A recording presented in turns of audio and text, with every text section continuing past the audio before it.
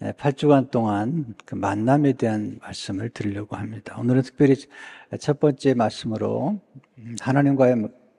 예수님과의 만남 속에 감춰진 복에 대해서 말씀을 드리겠습니다. 하나님 복된 만남을 통해 풍성한 복을 주십니다. 인생은 만남입니다. 우리 인생을 만들어가는 것은 만남입니다. 지금 우리 인생은 지나간 과거의 만남의 결과입니다. 앞으로 우리 인생은 지금 우리가 누구를 만나고 또 어떤 만남들을 이어가느냐에 따라서 결정됩니다. 이민자 가운데 요셉을 아시죠? 형제들에게 임무를 받아서 고난의 폭풍 속으로 들어갔지만 그가 낯선 만남, 새로운 만남을 통해서 그의 인생이 역전되는 것을 보게 됩니다. 지혜로운 사람은 만남을 소중히 여깁니다. 좋은 만남은 좋은 미래를 낳고 나쁜 만남은 나쁜 미래를 만듭니다. 그래서 분별력이 필요한 거죠. 그리고 좋은 만남이 찾아왔을 때 그건 인생의 절호의 기회입니다. 자주 오지 않습니다. 인생의 큰 기회는 한 3번 정도 온다고 그러잖아요. 근데 그 중에 3번의 기회가 사실은 만남의 기회입니다. 그 좋은 만남과 기회를 분별하고 환영할 수 있다면 우리 인생은 정말 달라지는 것입니다. 그 중에 가장 좋은 만남은 하나님과의 만남입니다. 왜냐하면 하나님과의 만남은 우리의 모든 만남, 특별히 잘못된 만남까지도 역전시킬 수 있는 그런 분이기 때문에 하나님과의 만남이 소중한 것입니다. 우리를 가장 잘 아시는 분은 하나님이시죠. 우리를 만드셨기 때문에 우리를 잘 아시고요. 또 우리를 구속하신 까닭에 우리를 잘 아십니다. 무슨 제품이든지 간에 만든 사람이 가장 잘 아는 것입니다. 요한복음 1장에 보게 되면 예수님을 만난 세례 요한, 그리고 안드레와 요한, 그리고 베드로, 빌립, 나다나엘이라는 사람들이 등장합니다. 그들이 예수님을 만남으로 인생이 놀랍게 변화된 것을 보게 됩니다. 오늘 이 만남에 대해서 주신 메시지 첫 번째는 하나님은 좋은 만남을 주선해 주는 사람을 통해 복을 주십니다. 좋은 만남을 주선해 주는 사람들 있죠. 중매를 서는 것처럼. 요한복음의 저자는 사도 요한인데 요한복음은 사도 요한 자신의 이름을 한 번도 밝히지 않습니다. 그런 자신을 예수께서 사랑하신 자라고 밝히고 요한복음에서 요한이라고 말하면 그건 다 세례 요한을 의미하는 것입니다. 세례 요한은 예수님보다 6개월 먼저 와서 예수님의 길을 예비했던 사람입니다. 오늘 본문 35절은 이렇게 시작하죠. 또 이튿날 이 요한은 세례 요한입니다. 자기 제자 중 세례 요한이 이미 제자를 키웠어요. 2사람과 함께 섰더니 여기 2사람은 안드레와 요한입니다.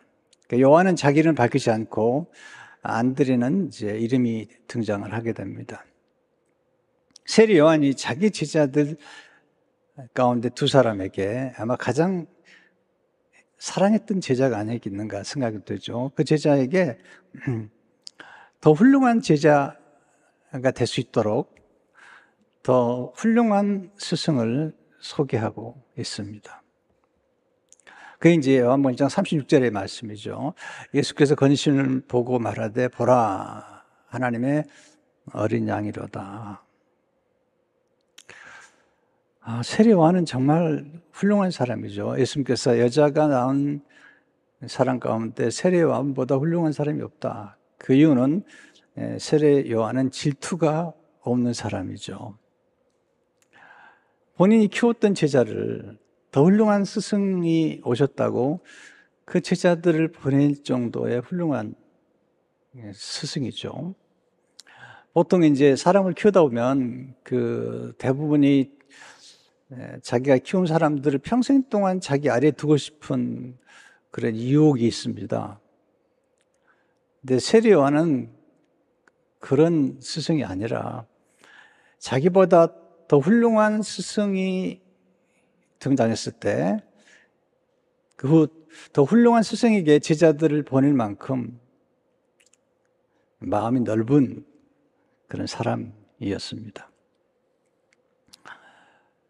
근데 세례 요한이 증거하고 있는 놀라운 스승은 그냥 스승 정도가 아니라 하나님의 어린 양이라고 증언하고 있습니다. 요한복음 29절을 보게 되면 이튿날 요한이 예수께서 자기에게 나오심을 보고 이르되 보라 세상 죄를 지고 가는 하나님의 어린 양이로다. 보통 양이 아니고요. 세상 죄를 지고 가는 하나님의 어린 양, 곧 우리의 죄를 대신 담당하실 하나님의 어린 양이시다. 이건 그 당시에 이스라엘 사람들은 누구나 알아요. 그분은 곧 메시아다 하는 것입니다. 메시아란 히브리어로 구세주란 뜻이죠. 기름 부음 받은 자, 헬라어로 그리스도라고 부릅니다. 그리스도는 메시아이면서 또한 우리가 말하는 구세주입니다. 우리가 예수님을 믿는다는 것은 뭘 의미할까요? 우리가 예수 믿는다는 것은 예수님이 그리스도라고, 곧 예수님이 나의 구세주라고 믿고 고백하는 것이 예수를 믿는 것입니다. 그 이상도 그 이하도 아닙니다. 그래서 이건 너무 중요한 거죠. 세례 요한은 예수님을 알아본 사람이죠. 하나님께서 세례 요한에게 계시를 주셨습니다. 성령이 빌기처럼 임하는 그가 성령으로 세례를 베풀 사람인데 그는 하나님의 아들이다. 하나님이 계시해 주셨어요. 하나님이 자신을 계시해 줄 때만이 우리가 하나님을 알 수 있죠. 요한복음 1장 32절 33절을 보면 요한이 또 증언하여 이르되 내가 봄에 성령이 비둘기같이 하늘로부터 내려와서, 여기 요한은 세례 요한이죠. 그 위에 머물러 있더라. 나도 그를 알지 못하였으나 나를 보내어 물로 세례를 베풀어 하신 그이가 하나님이시죠. 나에게 말씀하실 때 성령이 내려서 누구 위에든지 머무는 것을 보거든 그가 성령으로 세례를 베푼 이인 줄을 알라 하셨기에 내가 보고 그가 하나님의 아들이심을 증언하였노라 하니라. 하나님의 아들이시다. 이건 엄청난 일이죠. C.S. 루이스가 하나님의 아들에 대해서 얘기하면서 하나님의 아들은 하나님이시다. 그 이유는 사람이 사람을 낳으면 사람이고 개가 개를 낳으면 개인데 하나님이 하나님을 낳으셨기 때문에 그분은 하나님이시다 라고 이제 얘기를 하죠. 맞습니다. 예수님은 하나님의 아들이시면서 하나님이십니다. 세례 요한의 말을 듣고 두 제자가 예수님을 만나게 됩니다. 놀라운 만남이죠. 요한복음 1장 37절 39절을 보게 되면 두 제자가 그의 말을 듣고, 세례 요한 자기 스승의 말을 듣고 예수를 따르거늘. 처음에 세례 요한을 따랐던 두 제자가 이제는 예수님을 따르거늘 예수께서 이렇게 그 따르는 것을 보시고 물으시되 무엇을 구원하냐 이르시되 라삐여 어디 계시오니까 하니 라삐는 번역하면 선생이라 예수께서 이르시되 와서 보라. 그러므로 그들이 가서 계신 데를 보고 그날 함께 거하니 때가 10시쯤 되었더라. 예수님을 만나고 알기 위해서는 누군가의 도움이 필요해요. 우리 모두는 스스로 예수님을 만난 게 아니죠. 아주 특별한 경우가 아닌 한은 우리를 누군가가 예수님께로 인도해 준 겁니다. 우리는 누군가의 전도를 받아서 예수님을 만난 것입니다. 안드레와 요한은 예수님을 만나게 된 것은 세례 요한 때문이죠.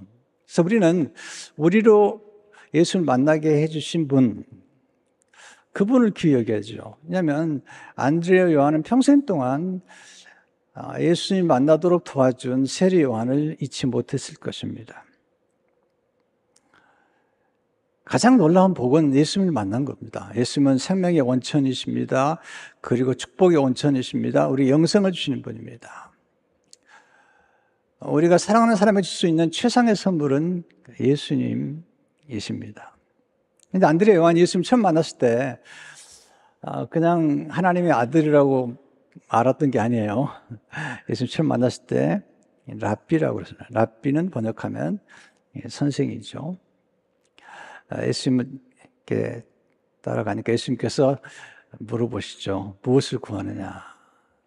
예수님께서 제자들에게 물어보는 거죠. 그때 랍비 어디 계시니까? 랍비는 선생인데요. 처음에 예수님을 만났을 때 그냥 랍비로 생각한 거죠. 선생이 어디 계십니까? 예수님 말씀하세요.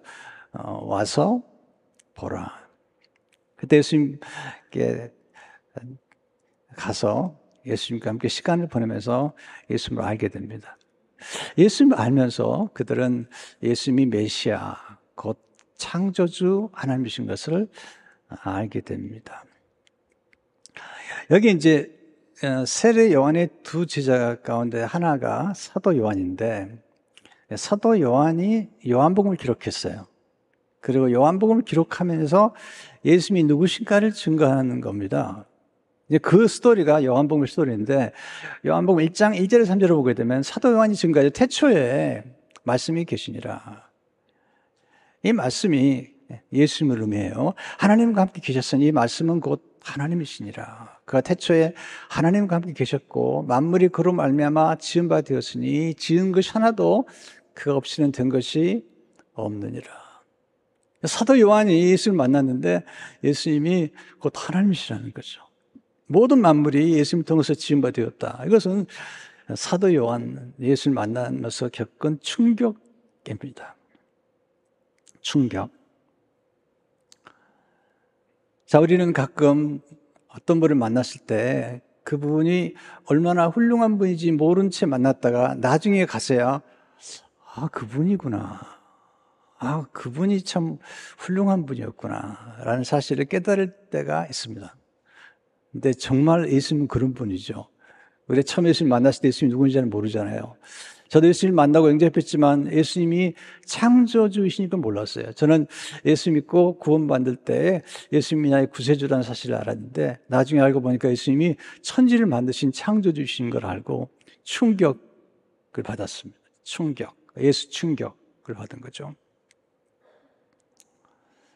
예수님을 만난다는 것은 실로 정말로 충격적인 사건인 겁니다. 안드레 요한이 예수님을 만나고 보니까 예수님이 메시아라는 걸 알게 된 거죠. 그들이 기다리던 구세주라는 것을 알게 돼서 안드레가 즉시 자기 형 베드로에게 가서 예수님을 소개합니다. 이게 요한복음 1장 40절, 41절의 말씀이죠. 요한의 말을 듣고, 요한은 세례 요한이에요. 세례 요한의 말을 듣고 예수를 따르는 두 사람 중에 하나는 시몬 베드로 형제 안드레아, 다른 하나는 요한이죠. 요한은 자기 이름은 잘 밝히잖아요. 그가 먼저 자기 형제 시몬을 찾아 말하되, 이게 중요한 단어 중에 하나가 먼저예요. 먼저 자기 형제 시몬을 찾아 말하되 우리가 메시아를 만났다고. 메시아는 번역하면 그리스도라. 여기서 전도란 먼저 가장 가까운 사람에게 예수님을 전하는 것입니다. 먼저 안드레가 자기 형에게 전한 것처럼 전도란 먼저 가장 가까운 형제에게, 자매에게, 친척에게, 가장 가까이 있는 아는 사람에게 전하는 것입니다.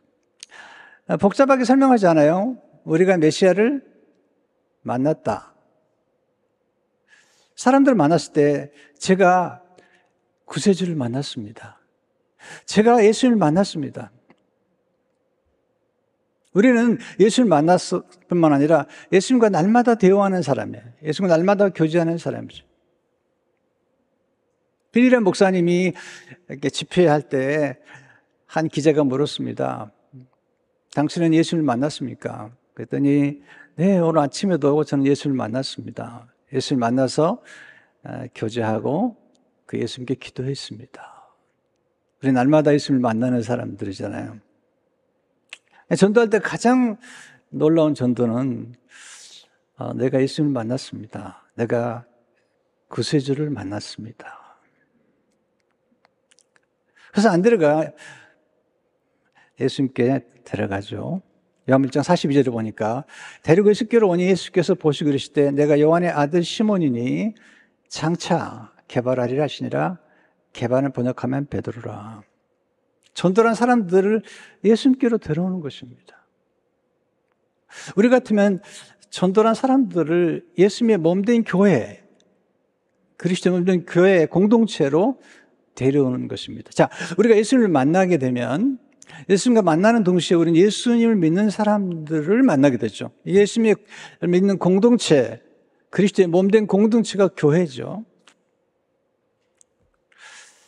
그래서 교회가 건강해야 되고 교회가 행복해야 됩니다. 왜냐하면 사람들이 제일 먼저 예수님을 만나도록 하기 위해서 인도하는 것이 교회이기 때문이죠. 우리는 예수님과 만나도록 주선해 준 사람들을 고마워해야 되고 또 우리도 이제 예수님을 사람들이 만나도록 주선해 주는 그런 사람이 되어야 됩니다. 두 번째, 하나님 좋은 만남을 통해 우리 자신의 진면모를 보게 하십니다.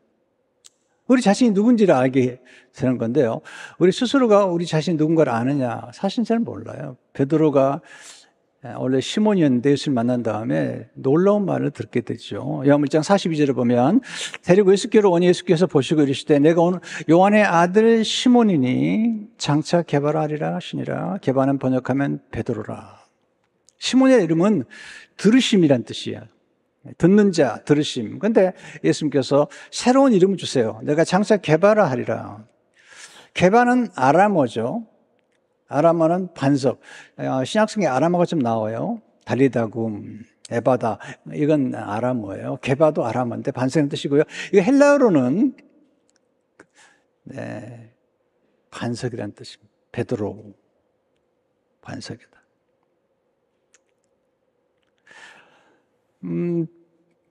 베드로의 원래 이름은 시몬이죠. 예수님께서 베드로를 만났을 때 그 이름을 불러줘요. 시몬이다. 근데 넌 장차 앞으로 미래죠. 개바와 같이 반석 같은 인물이 될 것이다. 라는 것입니다. 가끔 우리는 우리 자신을 가장 잘 아는 사람이 우리 자신이라고 말하죠.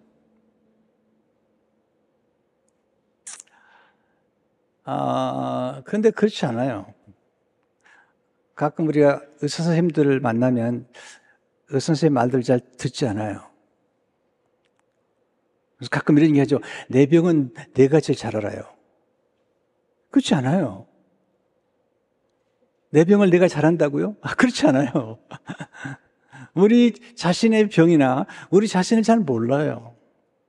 그럼 어떻게 할 수 있냐? 좋은 만남을 통해서 가는 거죠. 폴 트리니가 이렇게 말하죠. 실제로 사람은 누구도 자기 혼자서는 자기 자신을 이해하지 못한다.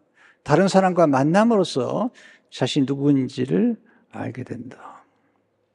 예수님이 시몬을 만나셔서 새 이름을 주셨어요. 예수님과 만남을 통해 우리는 새 이름을 받게 됩니다. 우리는 그리스도인이라는 이름을 받게 되죠. 또한 새로운 세계가 열리게 됩니다. 놀라운 겁니다. 베드로가 고기 잡는 것밖에 몰랐는데 새로운 세계가 열리는. 거기서 끝나는 게 아니죠. 예수님과 만나면 영원한 세계를, 영원한 영생을 얻게 하고 하나님의 나라를 소유하게 되는. 예수님은 창세 전부터 계셨던 창조주시잖아요. 그리고 만남을 통해서 우리에게 영원한 세계를 가르쳐 주신 분이죠.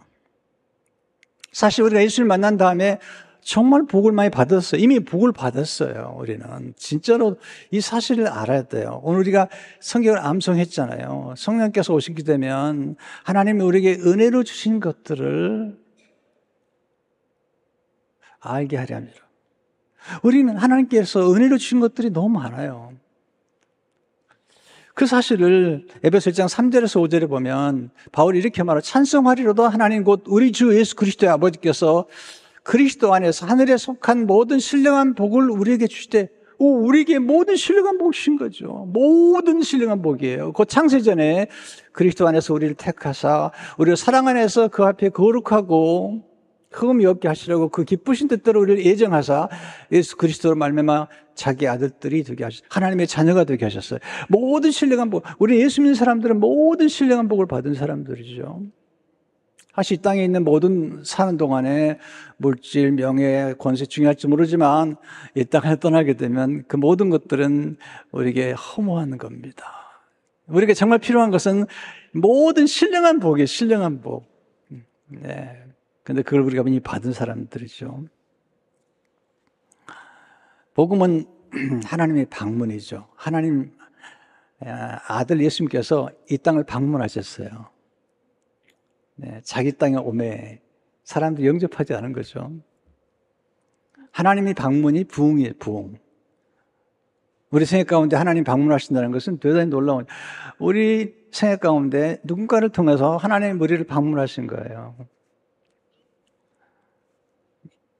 예수님은 찾아온 베드로도 만나지만 예수님이 찾아가셔서 빌립을 만나요. 요한 1장 43, 44절을 보게 되면 이튿날 예수께서 갈릴리로 나가려 가시다가 빌립을 만나 이르시되 나를 따르라 하시니 빌립은 안드레와 베드로와 한 동네 베세다 사람이라.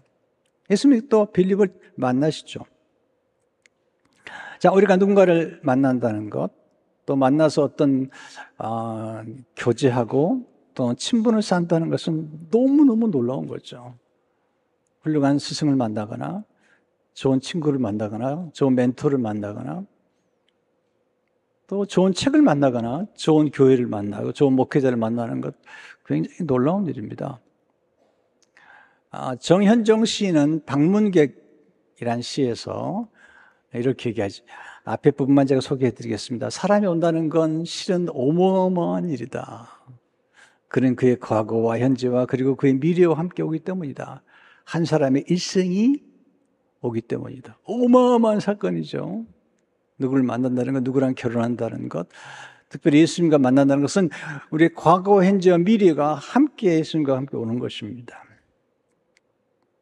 저 만남 우리 삶에 의미를 주고 우리에게 새로운 살아야 할 이유를 가르쳐 주는 것입니다. 우리 삶의 의미를 발견하고 우리의 존재가 얼마나 아름다운지를 가르쳐 주죠. 여러분 잘 아는 김춘수 시인의 꽃이라는 시를 아시죠?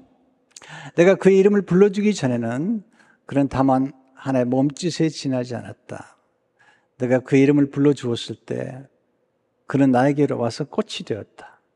내가 그의 이름을 불러준 것처럼 나의 빛깔과 향기에 알맞는 누가 나의 이름을 불러다오. 그에게로 가서 나도 그의 꽃이 되고 싶다. 우리들은 모두 무엇이 되고 싶다. 나는 너에게, 너는 나에게 잊혀지지 않는 하나의 의미가 되고 싶다. 김주수인이 많은 시를 썼지만 우리에게 가장 오래 남게 되는 시가 이 시가 아닌가 생각이 되죠. 예수님이 베드로를 만나셔서 베드로의 이름을 불러주세요.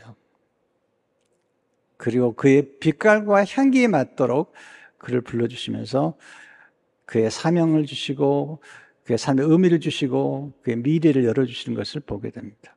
새로운 만남을 통해 새로운 자아상을 갖게 됩니다.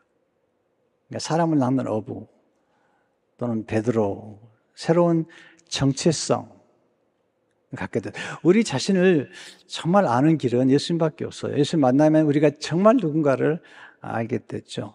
또 사명을 깨닫게 됩니다. 내가 사람을 낳는 어부가 되게 하리라. 만남은 눈뜸이에요. 눈뜸. 눈이 열려요. 하나님을 보는 눈이 열리는 거죠. 영원한 세계를 보는 눈이 열리는 거죠. 자신을 새롭게 보는 눈이 열리는 거죠. 우리 자신을 스스로 잘 모른다니까요. 저도 잘 몰랐습니다. 제가 예수를 만나기 전까지 제 자신 잘 몰랐습니다. 열등의식이 많았고 그리고 정말 왜소하고, 그런데 제가 예수를 만나게 됐고 또 저를 키워주신 목사님이 이렇게 눈을 열어주신 거죠. 만나면 열림.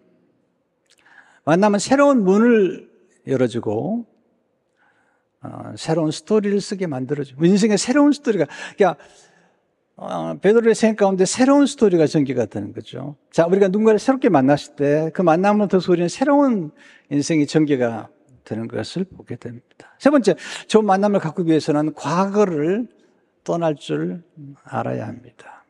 좋은 만남이 찾아오는 것은 은혜예요. 좋은 만남을 가꾸는 것은 지혜입니다. 좋은 만남을 위해서는 나쁜 만남을 과감하게 정리할 줄 알아야 돼요. 여러분 인생에서 나쁜 만남 있잖아요. 우리 인생을 망가뜨리고 우리가 가진 잠재력을 아주 말살시키는 그런 만남들은 좋은 만남이 아닙니다. 우리를 비웃고 조롱하고 우리를 비하하는 그런 만남들은 좋은 만남이 아닙니다. 우리를 나쁜 구렁텅이에 빠뜨릴 만남은 좋은 만남들이 아니죠. 그런 만남들은 끊어내야 돼요. 악연은 끊어내야 됩니다.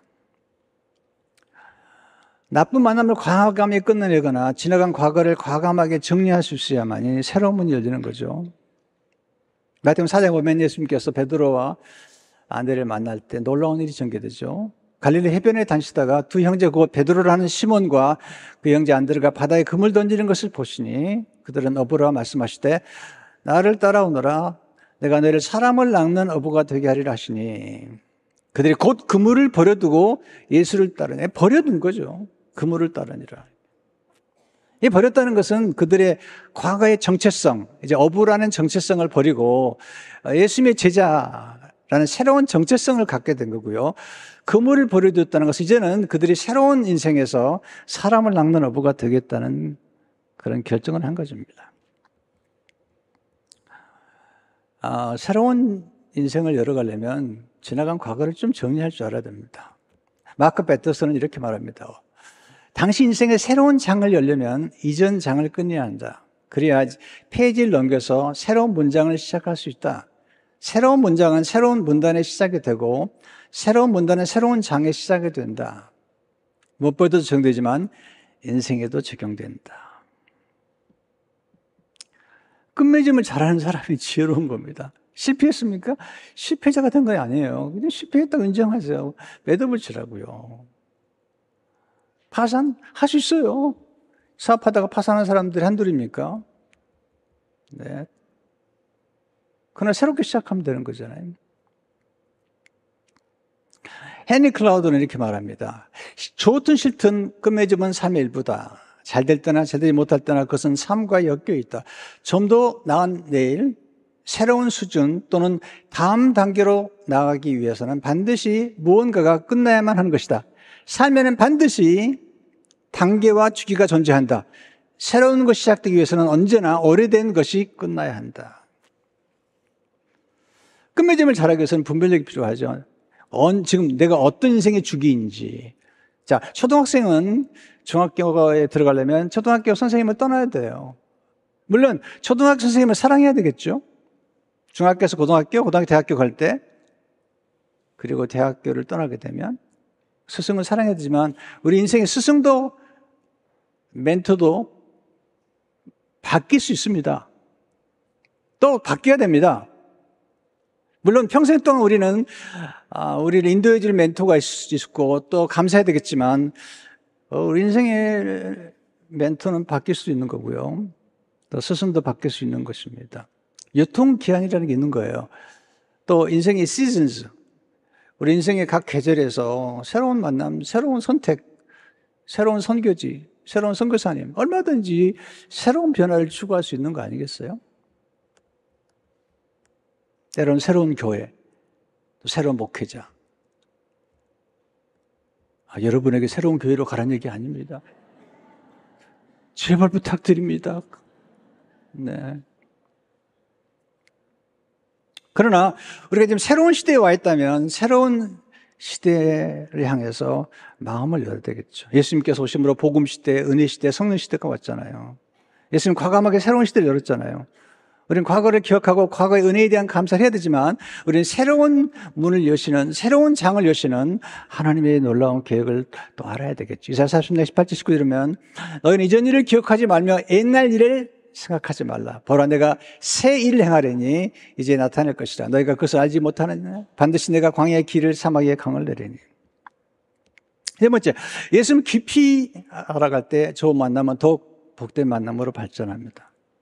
베드로가 예수님을 처음 만났을 때 안드레를 통해서 만났죠. 보세요. 우리가 누군가를 통해서 예수님을 만나는데 그 다음에는 우리가 예수님과 직접 만나게 되죠. 베드로가 예수님을 직접 만나는 가운데 예수님을 더 깊이 알아갑니다. 그리고 어느 날 예수님을 향해서 놀라운 고백을 합니다. 그게 마태복음 16장 16절의 고백인데 이 고백은 놀라운 고백. 시몬 베드로가 대답하되 주는 예수님은 주님이십니다. 모든 만물을 만드시고 모든 만물을 소유하시고 모든 만물을 섭리하신 주님이십니다. 그리스도십니다. 메시아입니다. 살아가신 하나님의 아들 하나님이십니다. 라고 고백한 거죠. 그래서 베드로의 생애가 놀라운 변화를 가져오게 됩니다. 여러분, 우리가 누군가를 신뢰하려면 우리가 만나는 대상이 신뢰할 만한가를 알아야 되잖아요. 우리가 예수님을 만났을 때 예수님이 어떤 분인가를 알수록 우리는 그분을 신뢰할 수가 있고, 베드로가 점점 예수님 알아갑니다. 그 고백할 때 예수님께서 베드로에게 내 귀를 세우겠다, 이 반석 위에. 그리고 십자가 부활을 얘기하십니다. 놀라운 일인 거죠. 우리가 예수님을 더 알아가야 돼요. 그래야지 성장할 수 있습니다. 베드로후서 3장 18절에 보면 오직 우리 주 곧 그 주 예수 그리스도의 은혜와 그를 아는 지식에서 자라가라.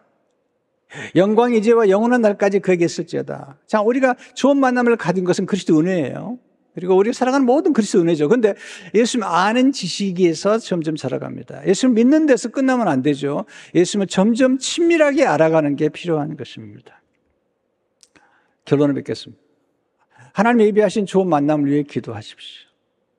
여러분, 좋은 만남은 정말 좋은 기회라는 생각이 들어요. 제 인생을 돌이켜보면 점을 몇 개 찍는데 그 점이 모두 좋은 만남이죠. 예수님과의 만남과 함께 예수님을 통해서 만나게 된 점들을 통해서 제 인생이 만들어져 가는 것을 보게 됩니다. 제가 좋아하는 명언 가운데 루스티 베르쿠스 말을 좋아하죠. 인생에는 가끔 신비한 만남이 찾아와서 우리 인정해주고 우리가 어떤 사람이 될 수 있는가를 일깨워준다. 그리하여 우리가 가진 큰 가능성이 비로소 빛을 발하기 시작한다. 이래서 좋은 스승, 좋은 책, 또 주님과의 만남이 필요한 것이죠. 예수님을 만나지 않았다면 우리 안에는 가능성을 어떻게 하겠습니까? 가끔 우리 인생이 시들어질 때 우리 가슴에 불을 붙여주는 만남이 필요하죠. 슈바이츠 박사는 이렇게 말합니다. 우리 마음에 불이 꺼질 때가 있다. 그런데 다른 사람의 도움으로 불이 붙을 때가 있다. 이 불을 붙여준 사람에게 우리는 깊이 감사를 보내야 한다. 좋은 만남이 또 다른 좋은 만남을 낳는 거죠. 세례 요한을 통해서 안드레 요한이 예수를 만나고, 그리고 안드레 때문에 베드로를 만나고, 또 예수님께서 빌립을 만나고, 빌립이 나다리를 만나고, 이렇게 엮어지는 것처럼 이제 우리가 할 일은 뭐냐면, 이렇게 좋으신 예수를 만났잖아요. 우리는 더 깊이 묵상해야 돼요. 하나님이 은혜를 주신 것들, 예수님을 통해서 은혜를 주신 것들을 깊이 묵상할수록 우리는 감사할 수밖에 없어요. 네, 너무너무 감사해야 되고, 우리 예수를 만나는 것 자체가 충격이에요. 경이로워야 돼요. 와, 놀랍다. 그런 감격이 있을 때 이제 우리는 다른 사람들에게 예수님을 증거할 수 있습니다. 너무 어렵게 생각하지 마세요. 제가 예수를 만났습니다. 제가 메시아를 알고 있습니다. 오늘 아침에 예수를 만나고 왔습니다. 조금 더 자세히 설명하려면 사랑니를 통해서 또는 브릿지를 통해서 여러분 배운 것들을 통해서 증거할 수 있잖아요. 오늘 성가대가 예수님에 대한 찬양을 불러주셨는데 너무너무 감동적이에요. 너무너무 감동해요. 가슴이 막 뛰지. 예수님 부활과 예수님의 재림에 대한 찬양을 불러주셨는데 너무너무 감동적인. 그 감동이 우리 안에 뛰어나야 됩니다. 여러분과 저는 복받은 사람들입니다. 이제 우리가 할 일은 이 복음을 사람들에게 나누어주는 것입니다. 기도하겠습니다.